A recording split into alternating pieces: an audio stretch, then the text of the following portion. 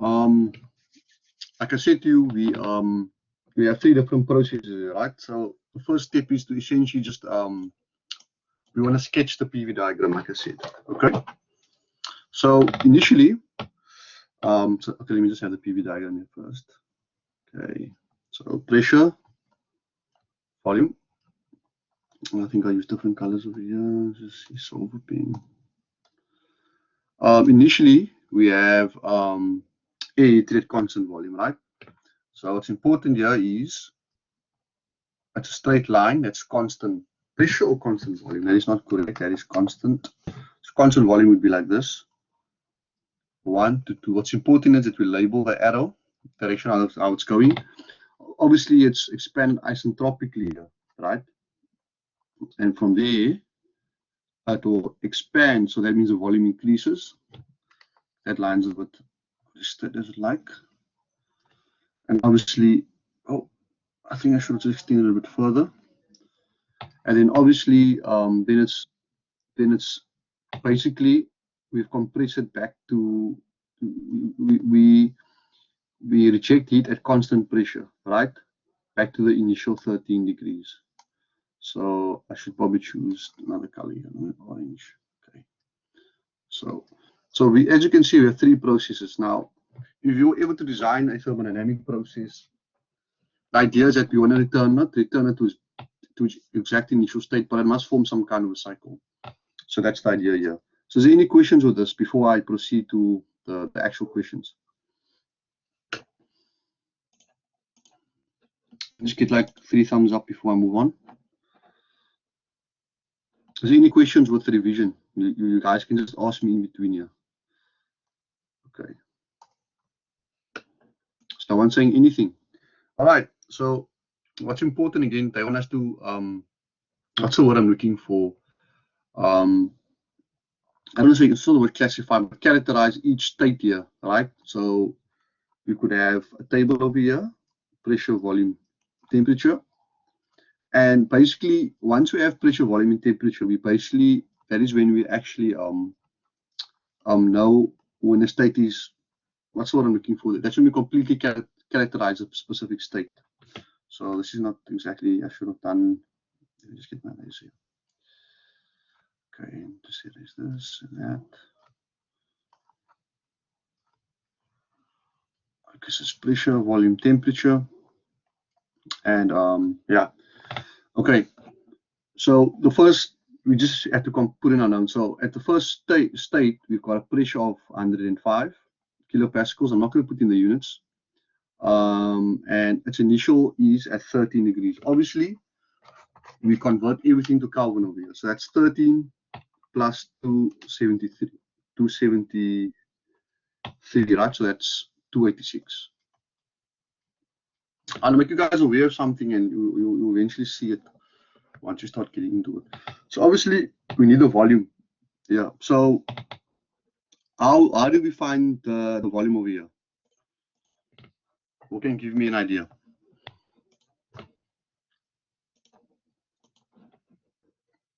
Let's see some people here. Mr. Mataso, how do you compute the volume?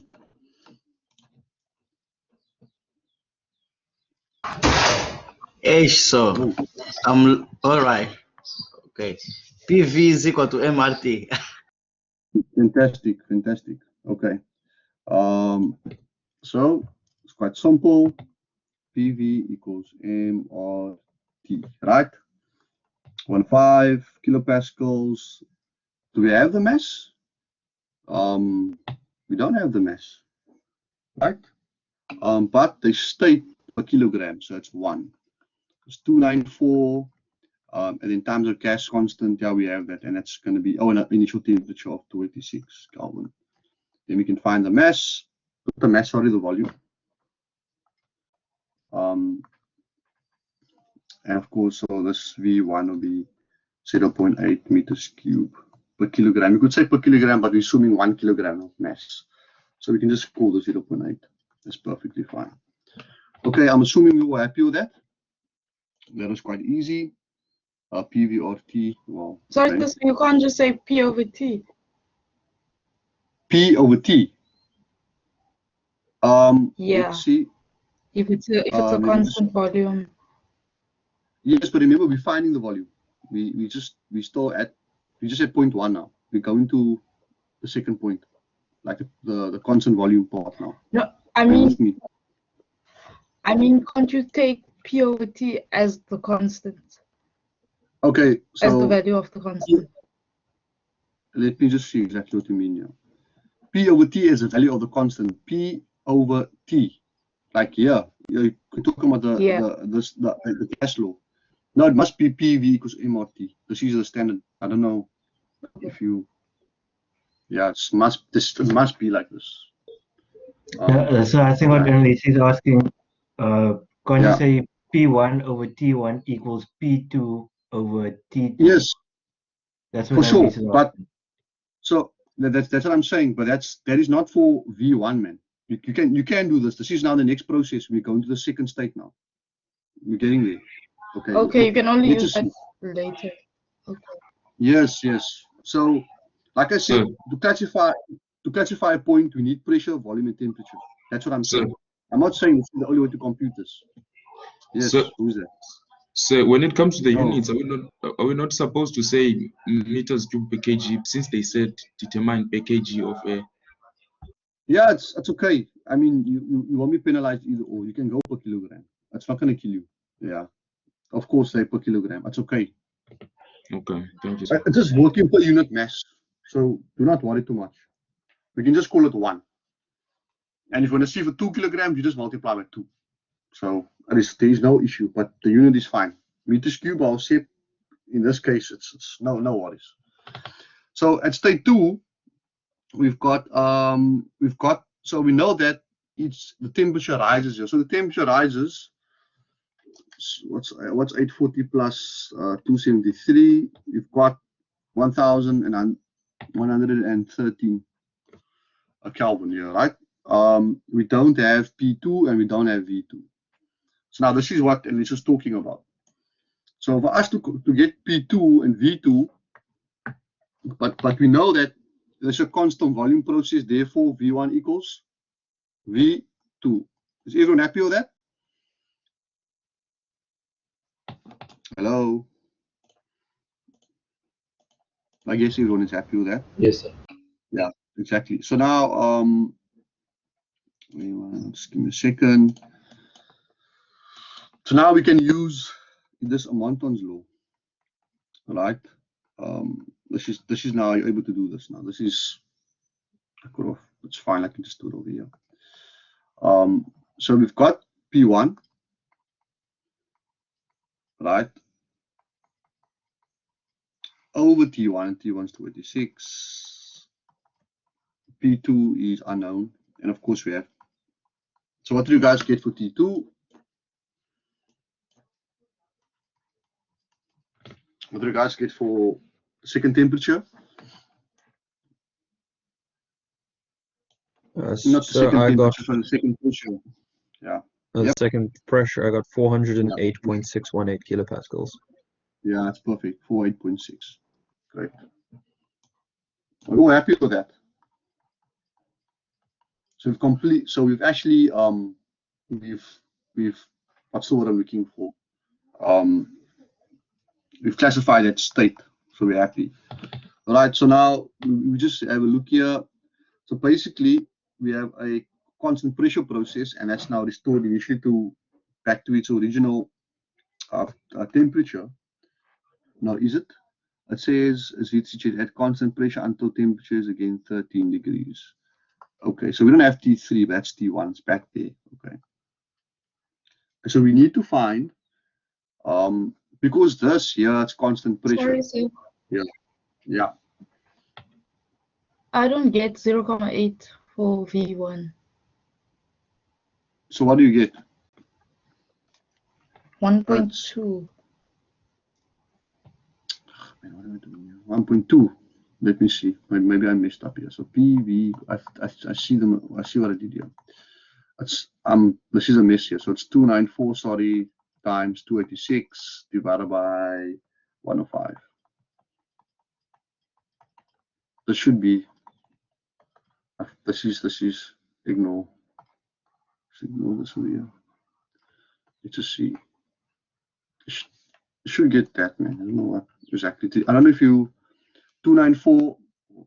Why am I or 286 is the cash constant? I'm thinking about the cash constant of A.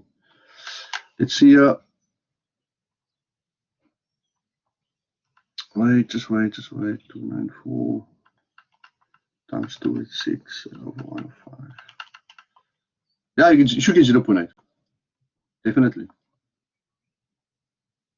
0.8 precisely, well, meters cubed per kilogram. That's what it is. Okay, sorry. Yeah, I see what I did wrong. Yeah. Sorry. Okay, cool. So here, because this concentration basically turns to its initial state here. So the pressure at 3 is exactly the same, right? At concentration until the temperature is again equal to. Now this is quite strange here. I would have expected this to be constant over here. So this is concerning me here. So whatever pressure we find, see this diagram. Let me just have a look here. Let me just. The question says till 13. That's just the temperature. Oh, that's the temperature stays the same, but why are they computing temperature? Let me see quickly. We still have to find a pressure, but that is constant pressure. According to my diagram, that should be exactly the same. Volume should have increased. Yeah, I understand we have to compute volume. That makes sense. Obviously, this expands, so our pressure has to drop. But it doesn't actually state here, yeah. So, until the pressure falls to 105 again. There we go. That makes sense. Okay. That is correct. So it expands to that pressure. Yeah. And then also the temperature. But now the temperature thing is bothering me now. Let's see. Oh, basically it means that it goes back to 0.1 over here. Okay, I see. All right, so what we require to do is compute V and T over here. That's what the question is. Okay. So who managed to compute V3 and T3 over here? That's what it means. Okay, let's just see. Look at Jason as. And how do you want to do? Let's see. How can we do? There's two ways to do this. Obviously, with this cycle, you can go 1 to 3 or 2 to 3. I think I'll first would like to find this temperature over here. That'll be my next approach. So T3 over T2, all right, which is going to be. Can we use volumes? No. So we're going to have to use, because we have the pressure here. So this is going to be P3 over P2. I'm using gamma minus 1 over gamma in this case. We could have actually went backwards maybe. I think we could have used, let's just work it out. T3 is going to be T2 and T2 is 113. And our pressure ratio, so to say, is 105 over 408.6. Same unit, gamma is 1.4. Quite strange because air should be, it's not really. And if you guys got this, you should have gotten 754.9 Kelvin. Okay, so I don't know if you guys got that.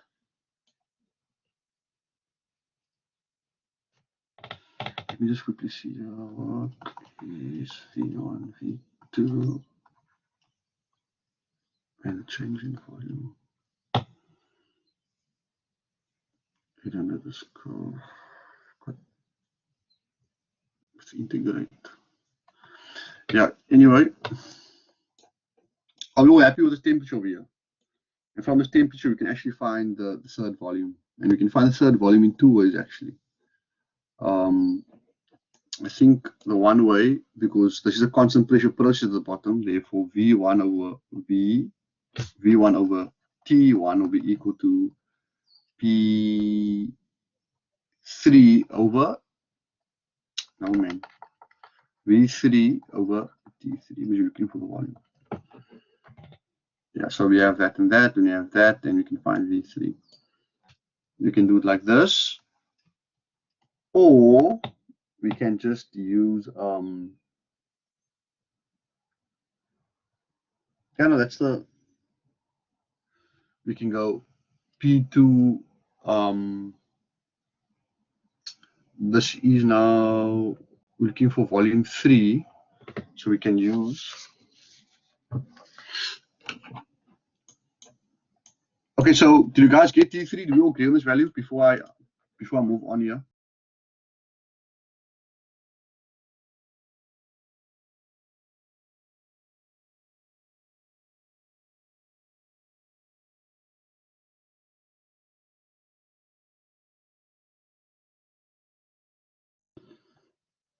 Can we do we agree with that value? Let's see who's here. Mr. Taylor, do you get that value? Michaela, did you get it? Okay, that's fine, that's fine, that's fine. And therefore now we can obviously find, just so we have 754 here. Let me just get that in here. Okay. 75, what's it? 7549. Okay. And let's see if we use this approach over here. Our V1 is 0.8, T1 was 286, V3, and of course T3 is just 754.9. That's the one way of getting it. Okay. Okay, fantastic. So let me just see that is correct. If I agree with this. What's your answer for V3? 7454.9. You should get 2,11. 2,11. This was 2,1116 meters cubed per kilogram, as Mr. Siboy says. Normally, we're going to have four processes. So obviously, the guys who've done the subject before is those. Just a good warm up to understand. All right. Okay, so I'm assuming everyone can do this. That's why everyone's quiet. Now, the next question is to find the total heat input, right? So obviously, the total heat input will be at Q1 to 2, that process, Q2 to 3, and Q3 to 1, right? Subscript.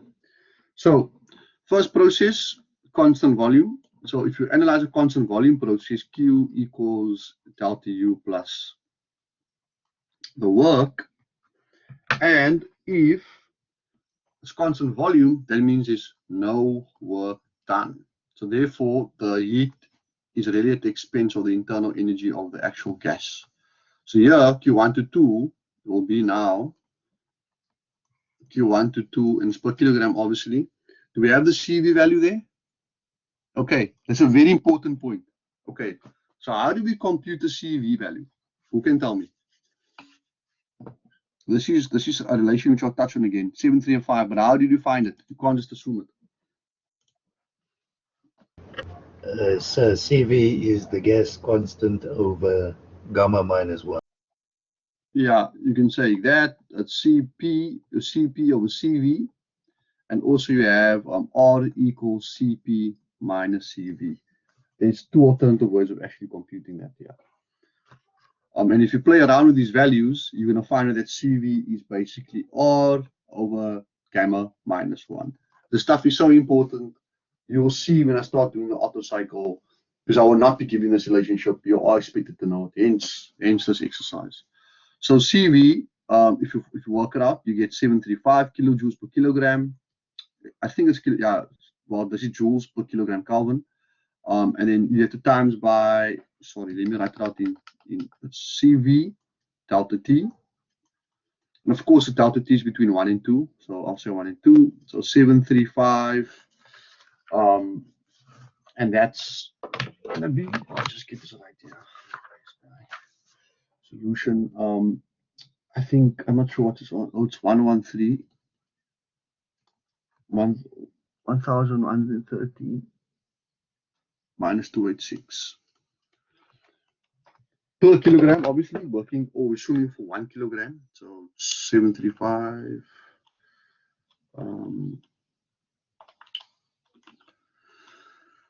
So yeah, you should get around 607.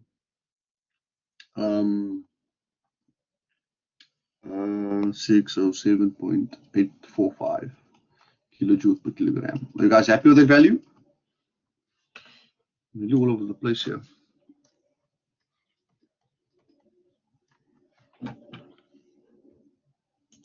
Okay, wait. You guys get that value? That's for the first heat. So we have to find the heat of each process, and in similar to the work we do, we have to do exactly the same thing. Well, we'll see. Anyway. Okay, fantastic. Right. Where are we now? Yeah, so we have the next process, and that was an isentropic process, right? So if you're looking back at the non-flow equation, so or an isentropic process, right? What does an isentropic process mean? Isentropic process, or it's also an adiabatic process. When it's adiabatic, what does it mean? Can someone please tell me? Adiabatic. You Heat guys remember what I transfers the same. Heat stays the same. Which is, what Heat does it is mean? Yeah, it's correct. Heat is It's constant, so but there's no change. yeah, so it's 0. Fantastic. So that adiabatic means your Q is 0. So always remember constant volume. Always look at your non-flow equation on how it behaves. Actually, we won't be touching too much on that. We'll be pulling on these concepts constantly. Okay, fantastic. Lastly, we've got a constant pressure. And for your constant pressure process, this is what I like to always like to see. Yes, go for it. Say, Okay. your CV in Q there, that 735, where is that coming from? Yes. Okay, so that's what I said. So you need to know two relationships with gamma, where gamma arises from. Gamma is your ratio between your constant heat capacity divided by your constant heat capacity at constant volume.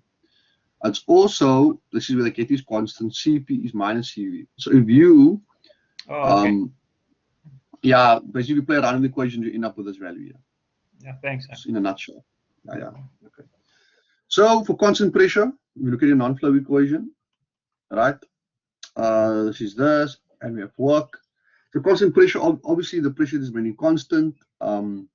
So we have an exchange of volume, and that change of volume happening, and therefore our work is equal to P V2, or of course it's 3 minus 1 in this case. And also just to add it further, so now remember when you're working with a constant pressure process, your internal energy it's not to do with volume now. It's to do with Cp. So one must be, sorry, no. Yeah, no. So it's still Cv. Internal energy always remains Cv. That's what I made a mistake last time. So your total work done is basically this. So your total heat rejected is basically this.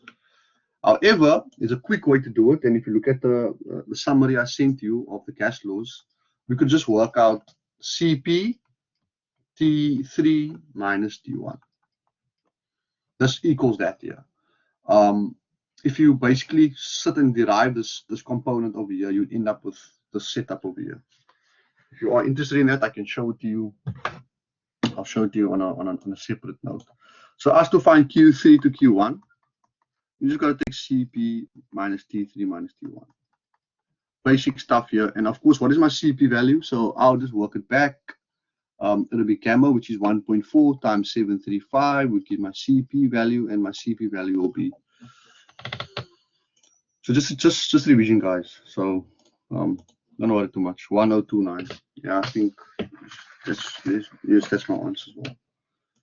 Just as an idea of So you know how these things work. Fantastic. You got 1029. T3 was 113. T1 is 286. And I think, I'm not sure. Is this correct? Am I allowed to do this? Constant pressure is happening from 3 to 1. So I think I'm correct here.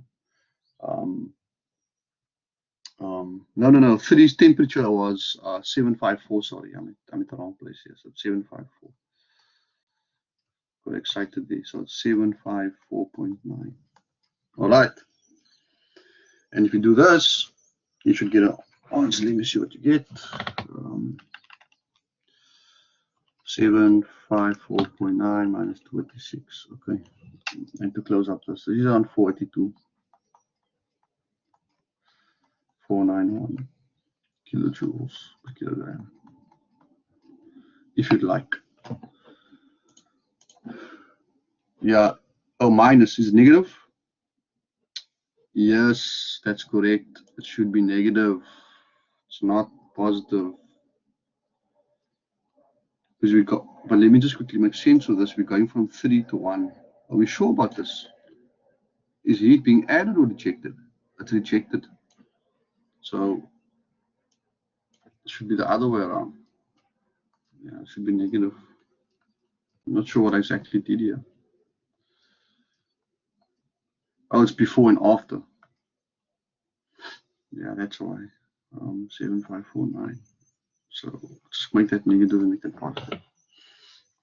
And of course, to find the total heat, just a simple algebraic addition of, you can just add them up. So I'll just do it now. 482.498. 4 minus what's it 1? What's it 1? What is it 1? 25, I think. No, what is it? There's heat. It's a bit of a mess here. It's quite a mess actually. 607.84. So what do you get for your how much heat has been added or rejected to the system? Q total. So in total we've lost some heat.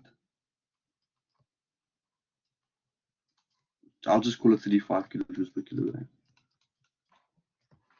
Okay, are we happy with this? If you got this, you're so-called ready for thermos.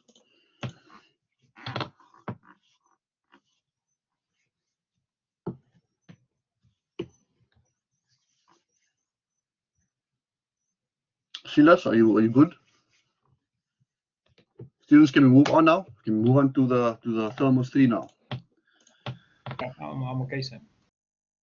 Okay, so you can obviously find the work here and you can do the work. So I'll just talk through it. But you would find out that your energy in your Q will be equal to your work, some of your networks. They'll be equal to each other. Obviously, we don't know the individual components here, but it's a closed system, so yeah. All right, fantastic. So now we can finally start on the new stuff. Okay.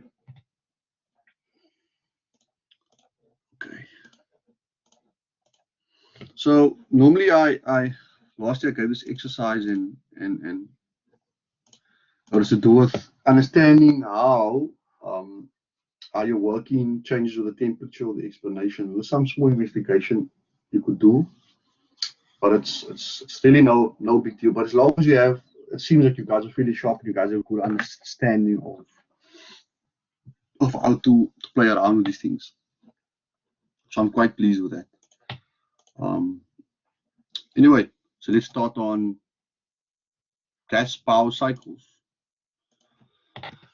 Okay, so before we get onto the cycles, I want you to understand what we're exactly doing here, or what is a so-called thermal machine. You know, we talked about electrical machines, electrodes, and we didn't talk about, but of course we get mechanical machines. What is a mechanical machine? You know, but mechanical machine predominantly is this. So let's read. It's a heat engine, right? Why do we call it a heat engine? So let's say a heat engine is a system that converts heat or thermal energy into mechanical energy. Think about it. right? Think about it. Which then can be used to do mechanical work.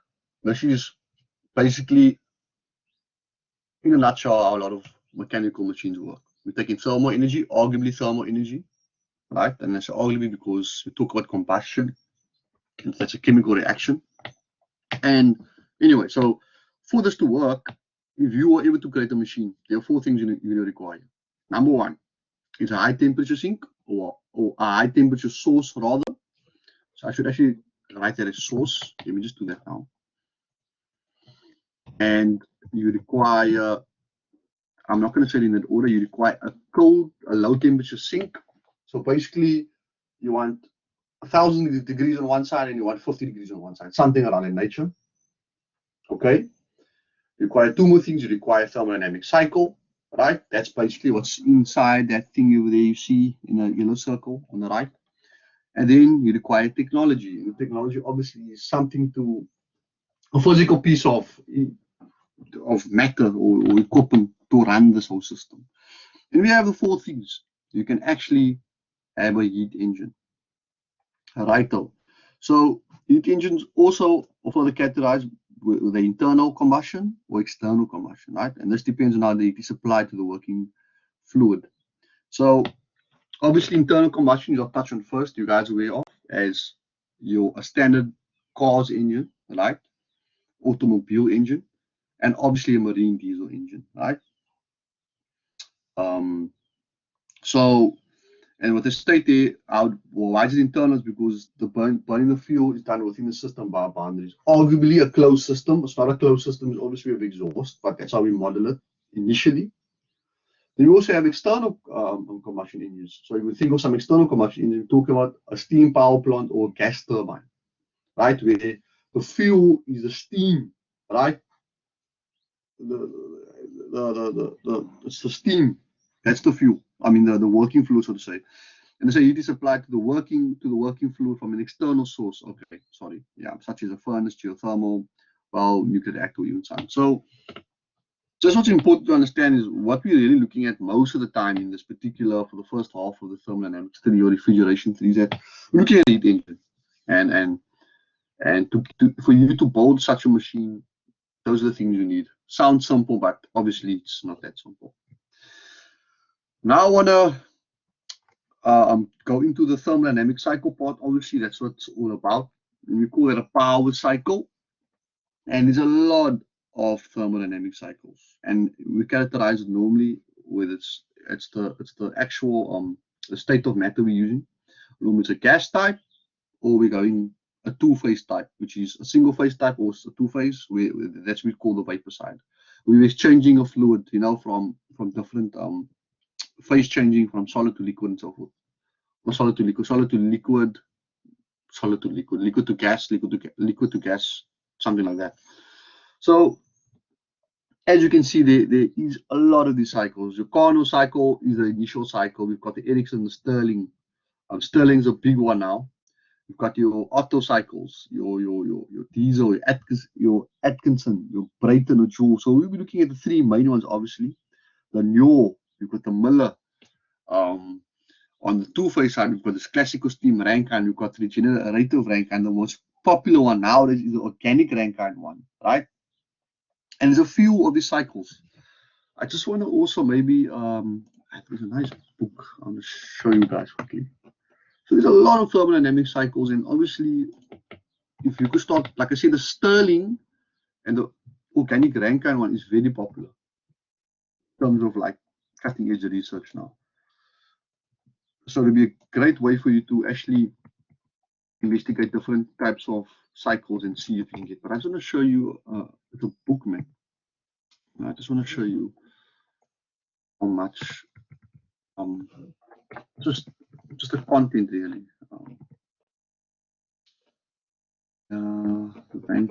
Just give me a small moment here. Combined.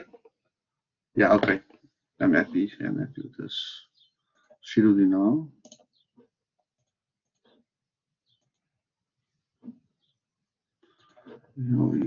Okay. So if you think you've mastered thermodynamics, I mean, you are naive to think so. There is so much. Okay, that's all the basics. So let's look at gas closed system cycles.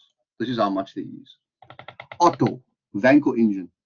The Vanco cycle was kind of derived from the diesel Atkinson dual, which is kind of derived from the diesel. Lanure, Stirling, Miller, Wicks, Rallis, all of those are thermodynamic cycles. I might touch on one or two of them, like I'll show you now, if you are interested, if you are. Let me move on. Let's go into our open systems. In an external I'm talking about, we've got the Brayton or Joule cycle, the gas turbine one, the split shaft one, or there's some improvements we can do. And it's basically the reheat intercool, the regeneration, which we also touch on.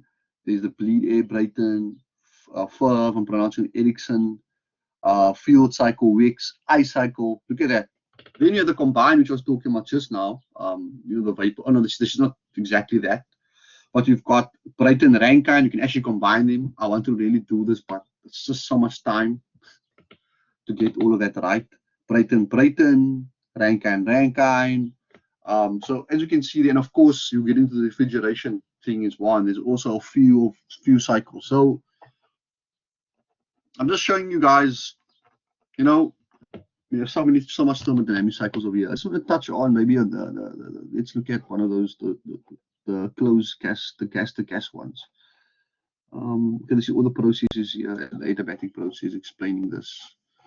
This is using software and stuff like that. I just pause it now. What chapter was that again? Okay, nope. Yeah, here we go. Second law, pause second law. Hey, how many chapters are here? I'm like going way past this. So anyway, yeah, just showing you how many cycles that is chapter. Oh, it's chapter 9 on here. Okay. Speak on incidents. Yeah, yes, there's even more. Yeah, I didn't even mention the ones before that. Where is it? It's over here. Yeah, Rankine, Kalina cycle as well. Read about that before. So look at the Atkinson cycle. We've got 4 processes here. We've got an isotropic compression, we've got a heat addition. So it's quite interesting. It looks like that, right? And there's a lot of cycles, and they're all used for different processes and stuff like that. It'll be quite nice to play around and see. Okay, so just getting back to the actual lecture, where is that now? Right. So just to make you aware of what's happening here, this is what thermodynamics 3 is essentially about, right? It's more applied thermodynamics, and we're looking at various gas processes and combining them for whatever purpose we need. And if we ever can play around with this, you'll be one of the top people in the world, I promise you. Okay, so before we actually get into the Otto cycle, where it all started with, Carnot, I think it's in the 1800s. There was an idea that this is how we basically can convert heat into mechanical work. Luckily, not to worry about this.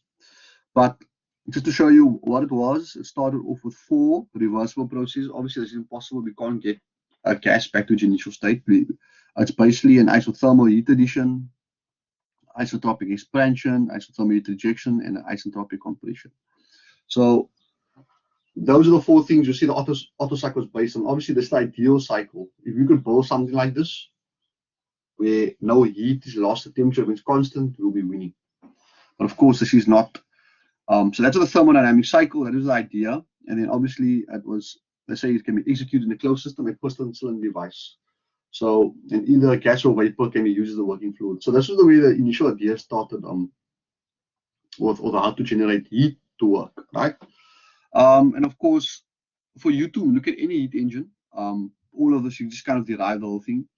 If you have the thermal efficiency of any heat engine is 1 minus TLTH, that would be the maximum efficiency a heat engine can operate. So what I mean by that, so if you let's say you had the sun, right, at how many degrees is the sun, and the other differential was, let's say it was 3,000 degrees and the cold source was 30 degrees. If you say, I'm just doing it here on my calculator, 1 minus 30 over 3,000, you can find the maximum theoretical efficiency. It's like 99%. It's a perfect heat engine.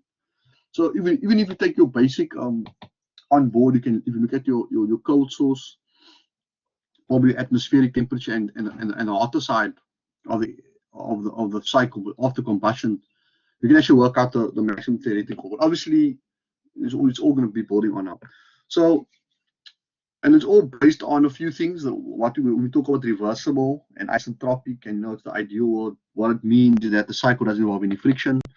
So obviously there's fluid traveling through some kind of pipes, and we're saying there's no friction. Obviously this is not true. The expansion and compression process take place in equilibrium manner. It's also not true. And also the pipes connecting the technology essentially is well insulated, and there's no heat transfer happening.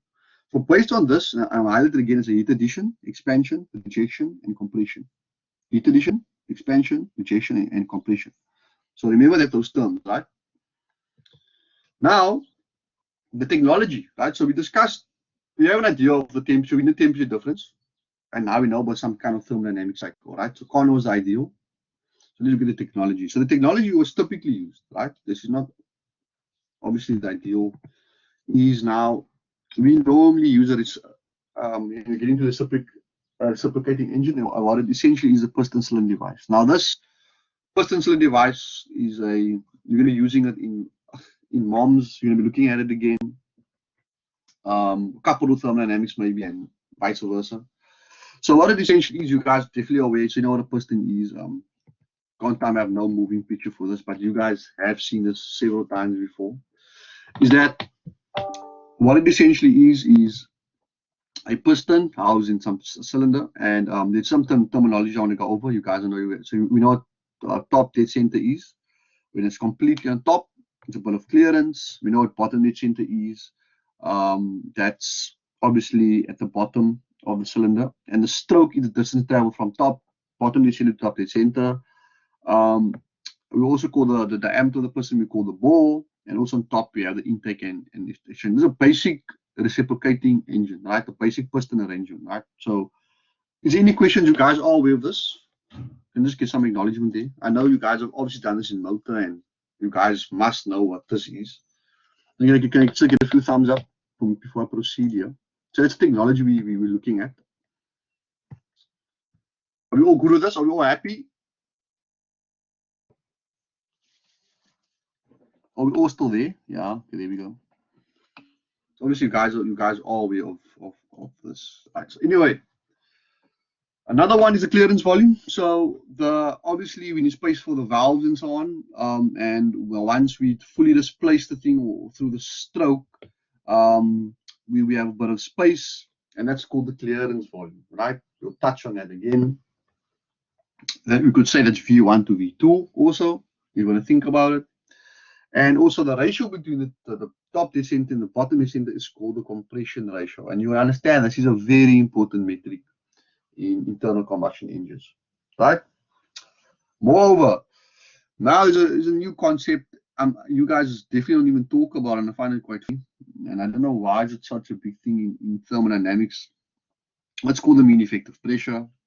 And basically, I'll touch on it again. On what it is, but it's a fictitious pressure, and what it is just like it's like an average of an average pressure. So the network output of a cycle is equivalent to the product of the mean effective pressure and the displacement, obviously. So it's just a pressure where we can compare different engines, different sizes of equal sizes. Yeah, it's just a metric to compare, and nobody talks about it for some reason, which I find quite funny. Or in the industry.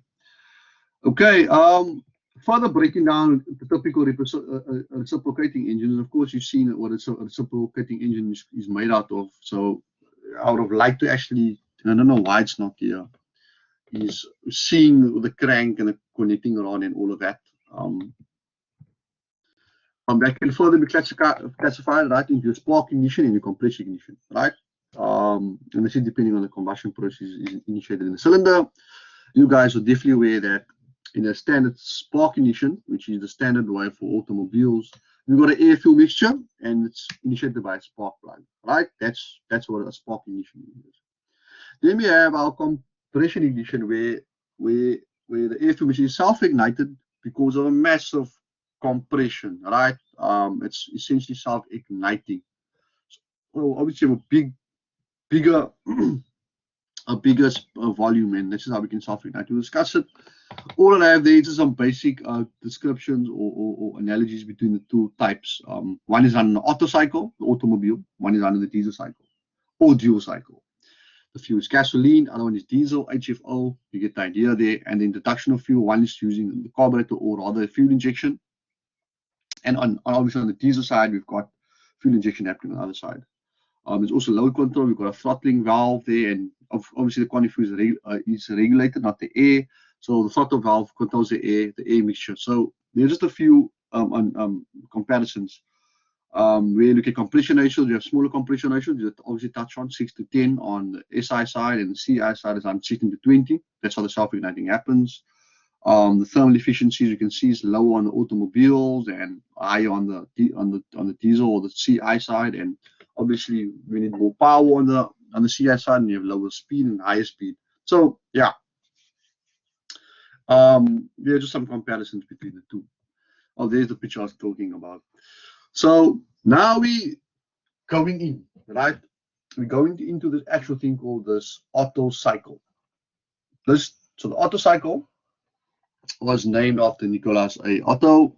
He's a German guy, yes, must be, obviously. And he proposed the cycle, right? And most spark ignition SI engines execute four complete strokes in 2 mechanical cycles. And this happens within the cylinder, crankshaft, obviously. These 2 revolutions for each thermodynamic cycle. These are called 4-stroke internal combustion engines. And this is what our basic, and I'm highlighting basic analysis. Right? To model real life process is not so easy. So that's what we're going to do. So let's talk about how it works. Right? It's a lot of moving pictures here. So basically from the first to the second part, okay, let's just look at the how it starts. So we have our air fuel mixture. Obviously, it's debatable how we start as a cycle, so it starts, all over. We've got an air fuel mixture. We compress that, and then what happens? We spark, and then we get combustion. Obviously, the piston moves downwards, and then it comes back up. It exhausts, and then it goes back, and then it intakes, and then repeats the cycle. So remember the Carnot cycle I talked about? So if you look at the PV diagram on your left, so we start at 1, bottom dead center, go to top dead center. That's a compression happening, right? 2 to 3 is the constant volume. We assume the combustion is taking place at constant volume, heat addition. 3 to 4, we're expanding again. And then 4 to 1, that's where the exhaust happens. And of course, the valves are obviously moving. Now, this is a very ideal process. I don't know if I have the real graph here. I actually didn't put it here. It's in your book. But this is the analysis you'll be looking at, the ideal Otto cycle. And of course, it's an actual one, but the ideal one is good enough. And yes, so this is what we're going to touch on now. So yeah, okay, and then we're going to get to that. Yeah, so normally over here, I was just showing my students last year is that like, the metrics over here, you can actually work out. I don't know if you guys know the capacity of an engine, for instance. Maybe we should start on this one. Just like a small exercise, really. So when we talk about the capacity of the engine, what we actually talking about is your pi over 4 diameter squared times your stroke times the amount of cylinders. We're talking about a 2 liter, 3 liter, 1.3, 1.6, blah, blah, blah, blah, all of this. So what it actually is, it's your piston diameter squared times the stroke times the amount of cylinders. So looking at this here, right, they state this is, the capacity of the engine is 1789 centimeter cubes, right? So how many cylinders is this? Does it say 4, right? So can you guys compute for me the capacity of the engine? Can we confirm that value? And who was aware that the capacity of the engine is that? Can I get a show of hands, maybe? Or maybe just a discussion? So no, did you know that? Loazi, did you know that? So let's work it out and see if we get the right answers. Yeah, I know. Brand new, yes. Our stroke, what's a stroke? 84.1 times. So let's, I don't know if you guys want to work it out. I mean, just for interest sake, just to show you that those values they give you on your car, that doesn't just, they don't just stump suck it. It's always engineering times 4. And that's how you know the size of the engine. Obviously, a CC, whatever they have, or no centimeter cube. This is a 1.8, if I'm correct. Then can you just quickly work and confirm the answers? Jean, Mr. Desire, Mr. Bro, can you just quickly work out the displacement? You get the right one? That's how you know how big your engine is, right? At 1.32. If you did not know, now you know. Who just learned about this now? Anyone? 2 pi, let me see something else. Yes, sir, me. Okay, fantastic. It's always good. Yeah. I don't know if you learned about it now. Mr. Mzam, did you know this? Jason? And then he said, what did you know? Oh, speeds. Okay, me. Is it me knowing or me? So who computed who's computed just picked it up now? Oh, fantastic. I know you should be happy about that, yeah. Because now you're gonna see a few things. If you even take out the book, the manual of the car, or so-called book of life, you can work out the stuff and see where it all comes from. And then, okay, yes, exactly. That's what you should get. You should get exactly that value over there. Right? I know it as the volume of the. Is that the right thinking? Go for it again. You broke up a bit. I said I noticed the volume of the engine, like the total volume. Yes, it is the total volume of the engine, yeah, exactly. But obviously, I'm just showing you specifically what the total volume is. It's the spaces in between the pistons, and does it make sense? Now, obviously, the last one, maybe just to play around with. Yeah. So it's a 1.8 liter. Fantastic. The reason why it's not, we introduce as a, no, not really. I do assess you, depends if I feel like playing with you, but I want to give a perspective of what's happening here. And to show you that all the stuff we do is not this fake, invisible world. Another thing, looking at the maximum torque value, can you compute the power, the maximum output power?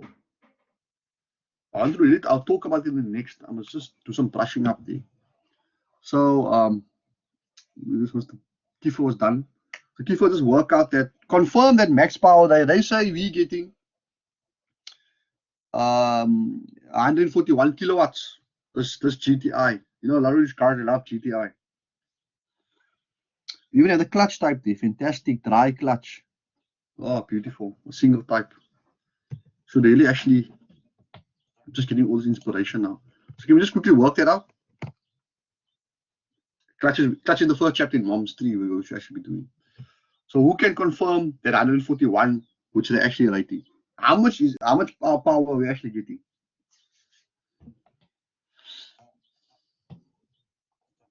And Elisa, can you work it out? Obviously, I've left the formula there. I wanted you guys to, it's from the last.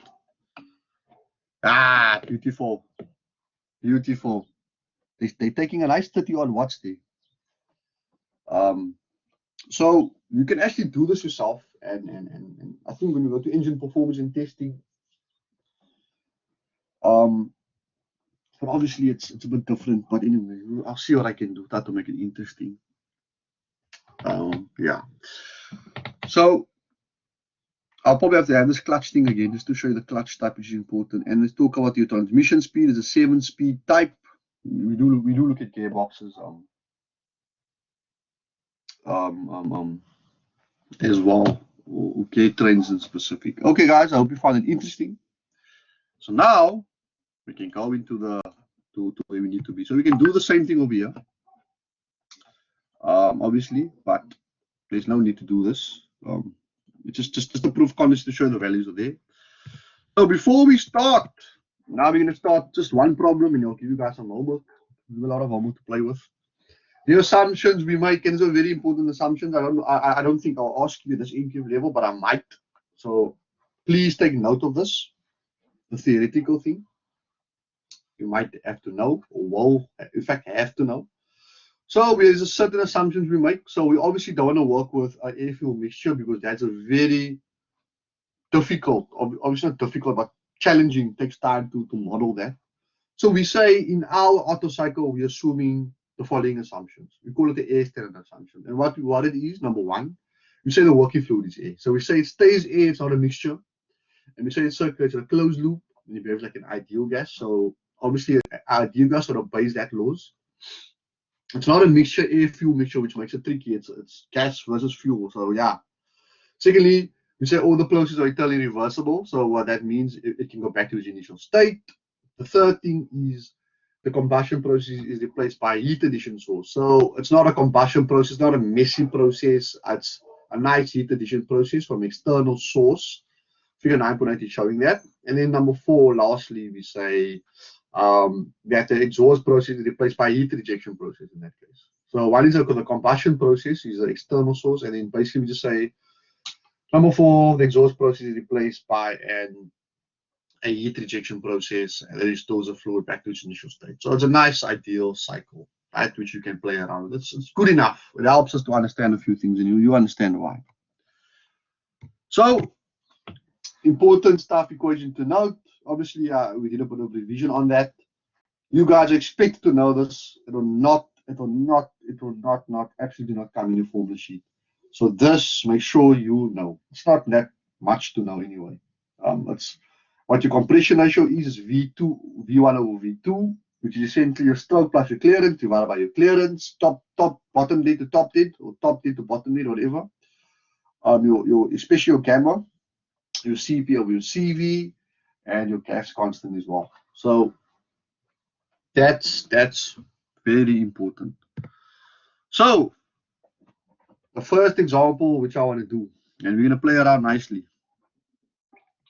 This is the last thing we're doing for today, and then you guys can go practice this. The other guys know where we're going with this. I just want to copy and paste this, and it start showing you how to solve this kind of examples. Copy this and paste. So I'll be giving homework to play around with this, and then yeah, we're gonna move on to going from constant to variation of specific heats and looking at a few things. I want to add a few things, some inspiration. I want to play around with.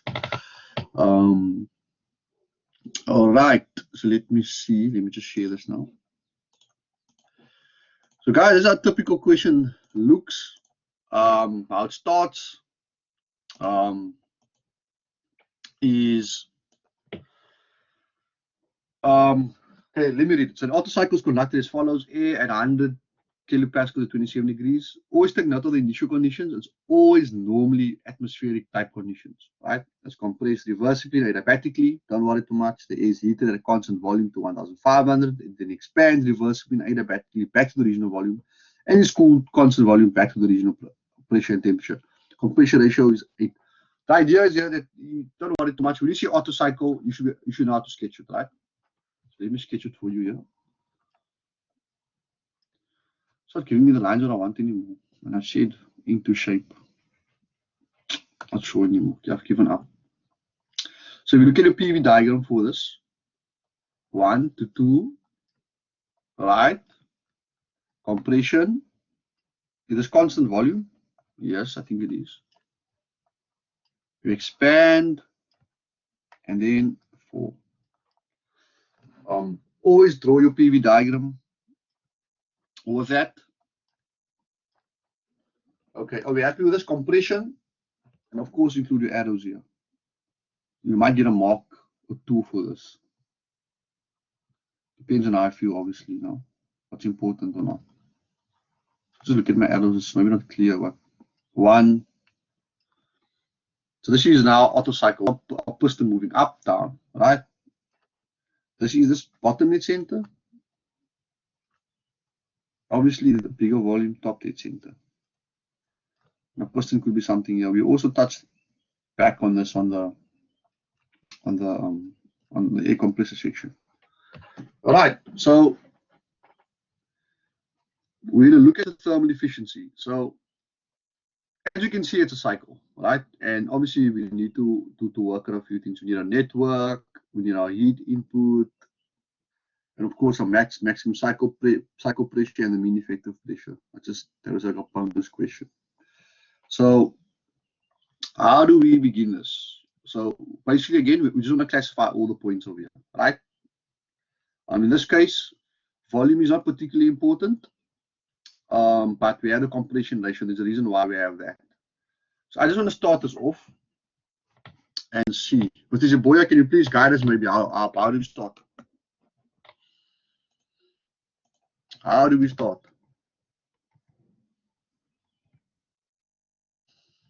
An expert in thermodynamics.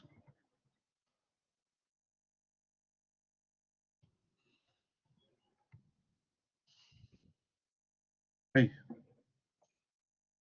We're just going to characterize each point, right? So 1.2.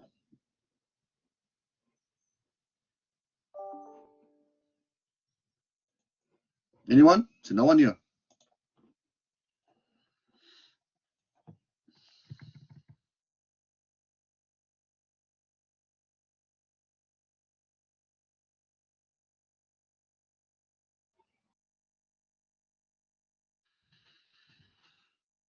Seems like it's Friday here, eh?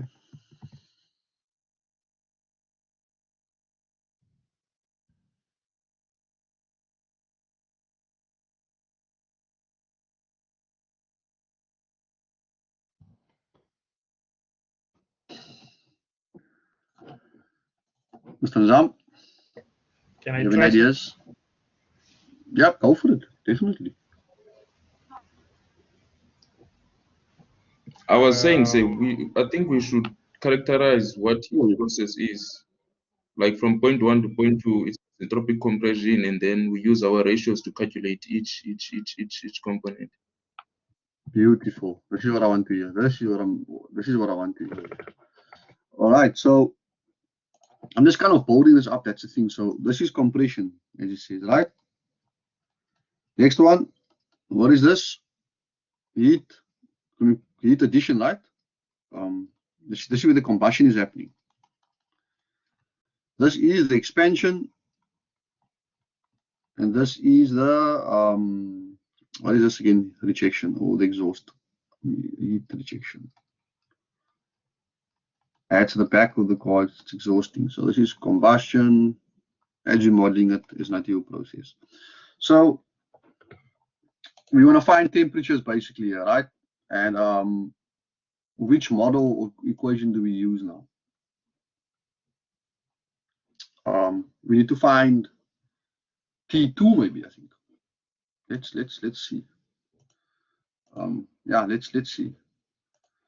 Okay, so the first step in this kind of analysis is T2. So T2 over T1, there's a compression process, is V1 over V2. Am I correct here? To the power N or gamma. Are we happy with this? Guess not. Okay. So normally with this, guys, what's important for this type of pressures and temperatures, not particularly volumes.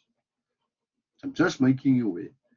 If I'm going to ask you a question, normally if it's going to trip you out, is that you're going to have to work out the compression ratio. So I'll just give you the stroke and I'll give you the clearance. Then you have to work out this. So this is our extra 1 and 2 marks. But in this case, this is how you approach. So now, so like I said, we're going to find the temperatures and pressures at each point. And the reason why we're doing this, obviously not, we don't need it for all of them, but it's just going to be for the sake of understanding the concept. So T2 will be equal to, what is this now? T1, what is T1? 27 degrees, which is how much Kelvin? I'll let you guys work it out. So it's 300 Kelvin. And our compression ratio, it's a very standard cars compression ratio. If I look back at our GTI there, our GTI's compression ratio was given to us. It wasn't actually given to us. So I'm not sure the compression ratio there. Anyway, should be able to work it out. To give the clearance stroke. Yeah, I suppose to work around. Okay. Nevertheless, we all here.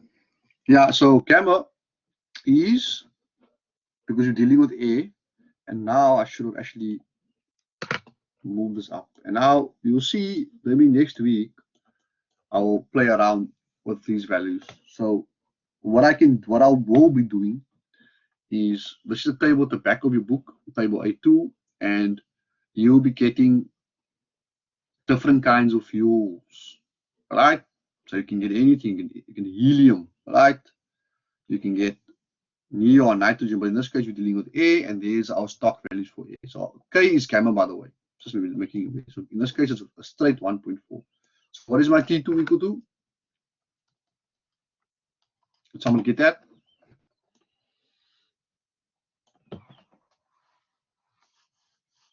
T2. I'll wait on you guys.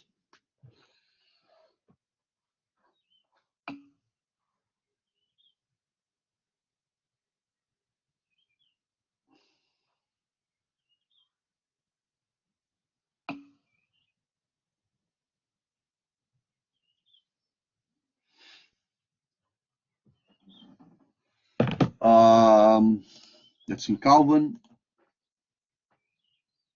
There's no way you can get 5,000. It is ridiculous. 689 seems legit to me.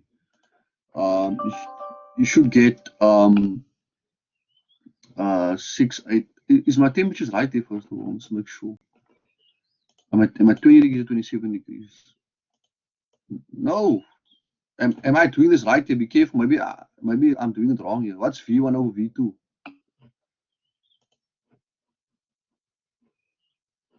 Maybe I messed up here.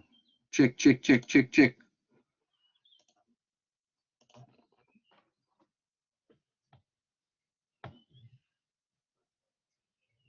Oh, I see the problem. It's not just gamma, it's gamma minus 1, sorry.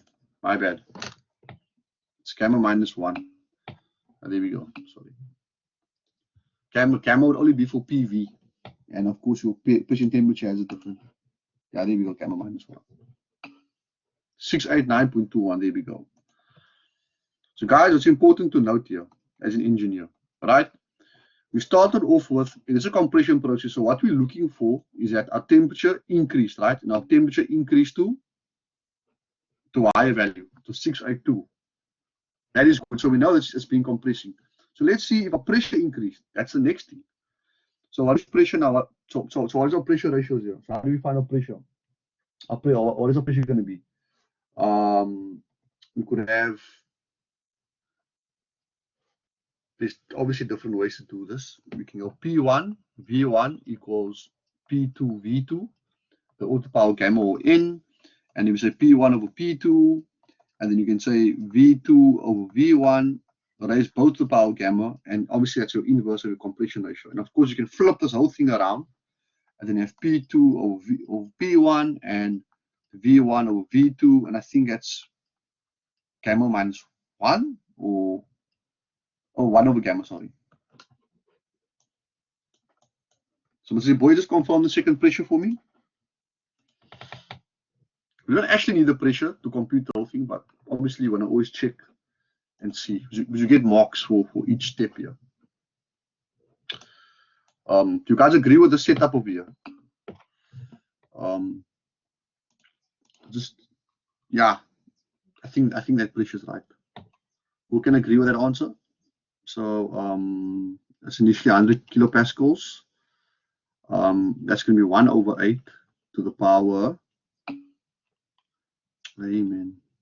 Okay, to the power 1 over 1.4. Hey, I'm not getting that answer. Maybe I couldn't crap you. Am I? Oh, this is 8. Sorry, it's a mistake. Sorry. I think that should be right. Let me just see here. You guys all agree with that answer? Obviously, the pressure should be increasing. Let me just see here. Just make sure my ratios are all right here.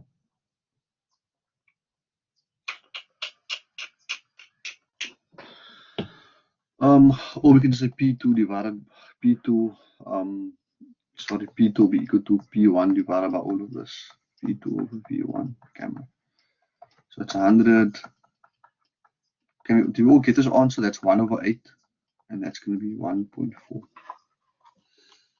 So you cannot tell me you can make mistakes with this kind of calculations. You should well know how things change.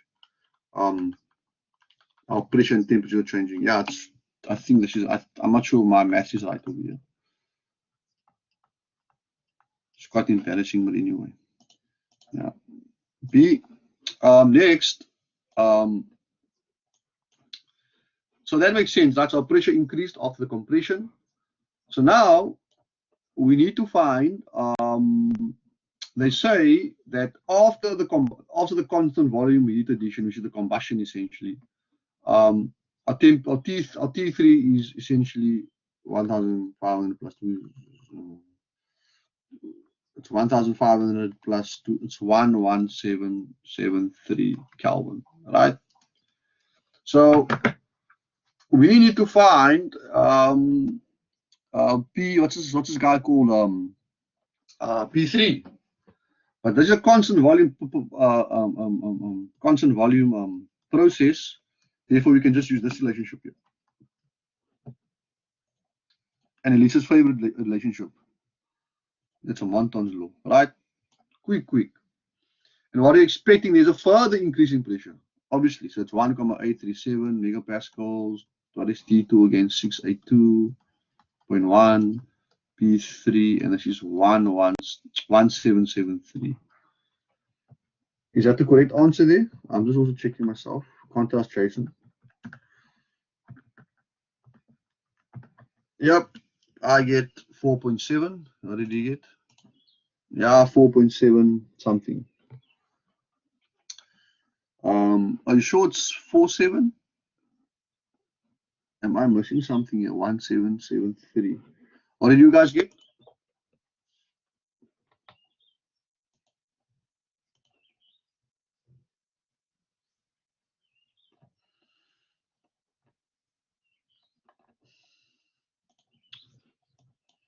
We're reaching time here.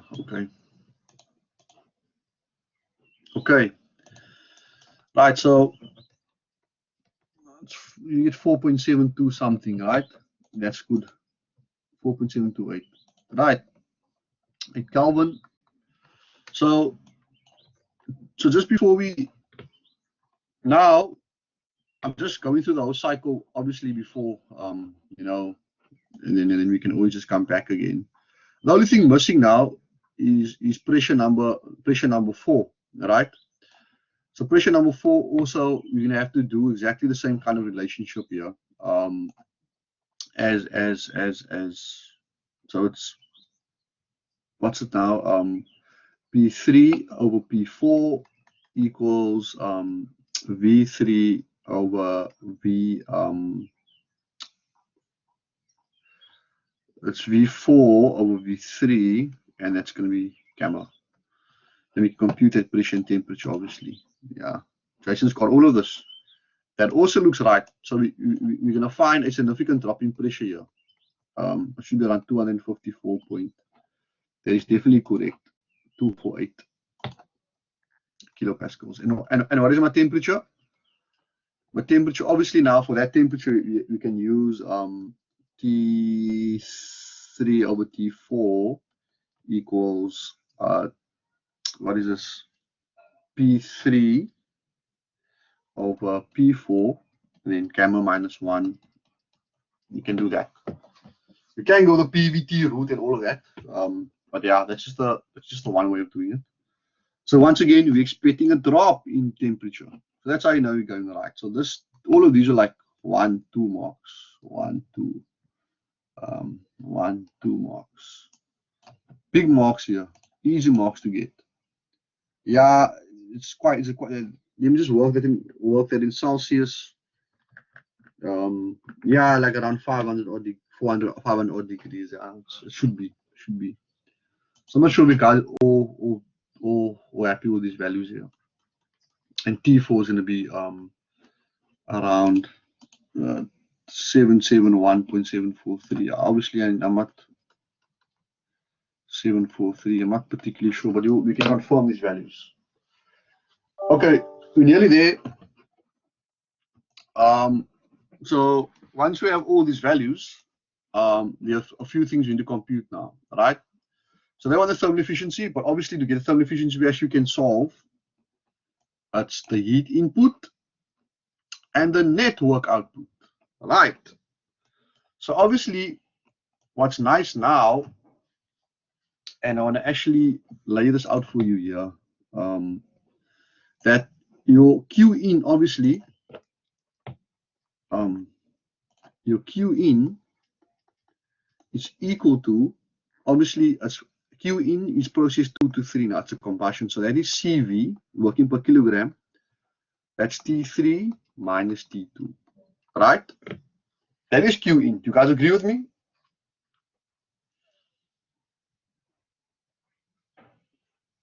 Students, do you agree?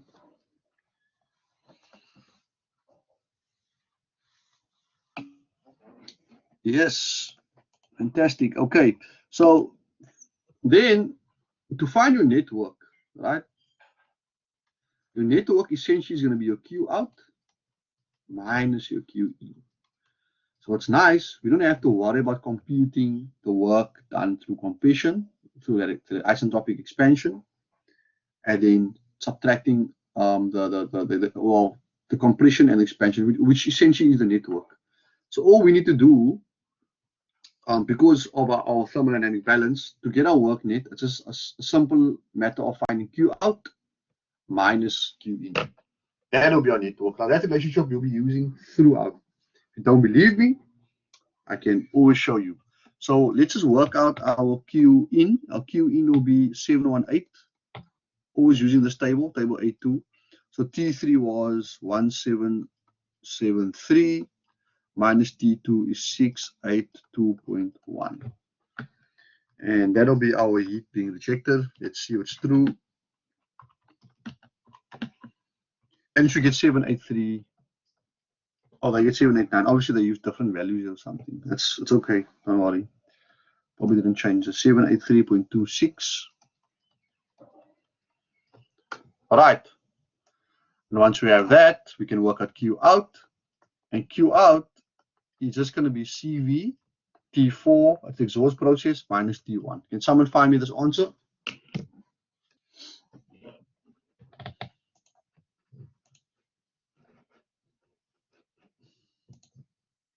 Sir, can I ask perhaps Yep. a good question? Yep. Um, Hopefully. if why do you not use the changes in Q or what the Qs are at along every step? I know one of the steps is adiabatic, so Q is constant, but surely there's Q loss in step 1 as well as in step 4, or Q Yeah, I'll added show you now. in other places. Yeah.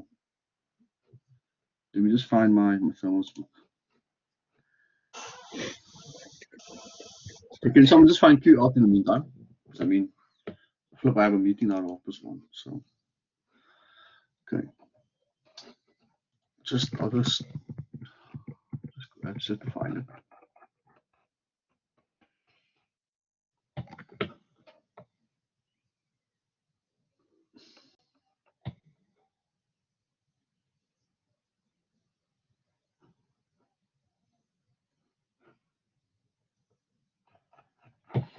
So if you go to page 494 in the textbook, I'll explain this, and I think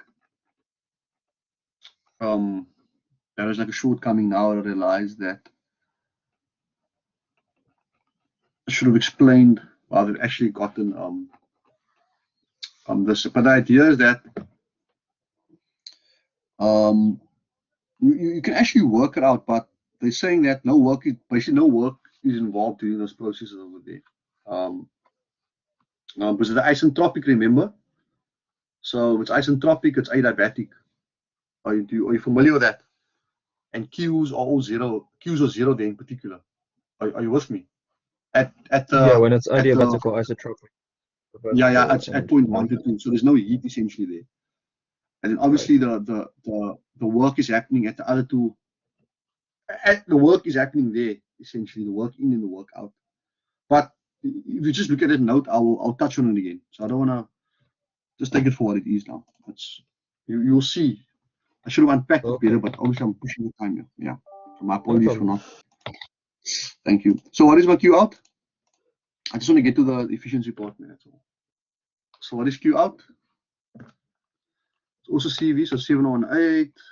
What is T? What is it's, T4 77 something? I just can't remember what it was. So the minus, what do you get? It's 771.743 minus what is it again? The initial was 300. 718.771.743 minus 300. So we get 338 something. 338.71. And if you subtract the 2, I promise you I won't unpack this again. I will, because I'm not done with this auto cycle section anyway. Yeah, so if you find the difference between the two, that'll be your network. And you get around 444 something. 444.548 kilojoules per kilogram. And just to end off, 439. Okay, you got 439. Maybe I made a mistake. That's fine. And basically, to find your thermal efficiency, we're going to touch on this. I know I'm going to do this. That's obviously your output minus your input, your work net. So that's 446.548 divided by 783.26. This is like the main idea of where you want to be. It's normally you normally kind of at the end with the thermal efficiency. 783.26. And you get around 50, I get 57%.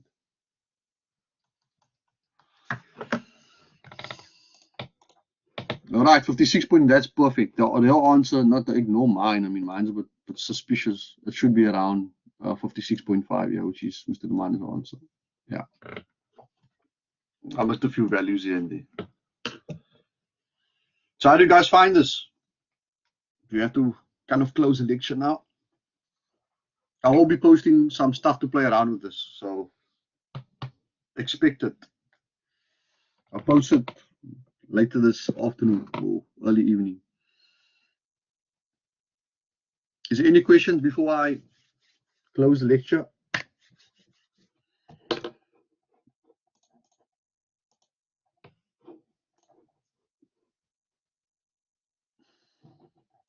Any questions, students? Let me just see who's here.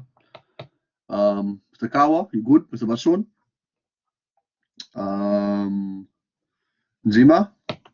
I know Sipoya shouldn't have any questions. Jean? Mr. Nzam?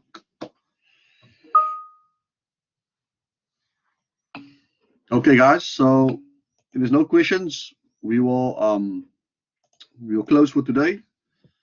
And I'll see you next week, Friday, for thermos.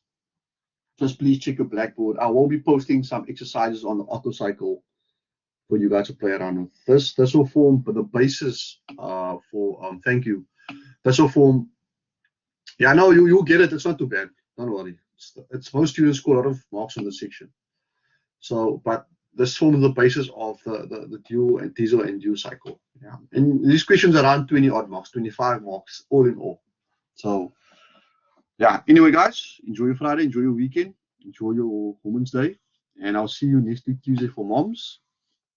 And yeah, take responsibility. Cheers.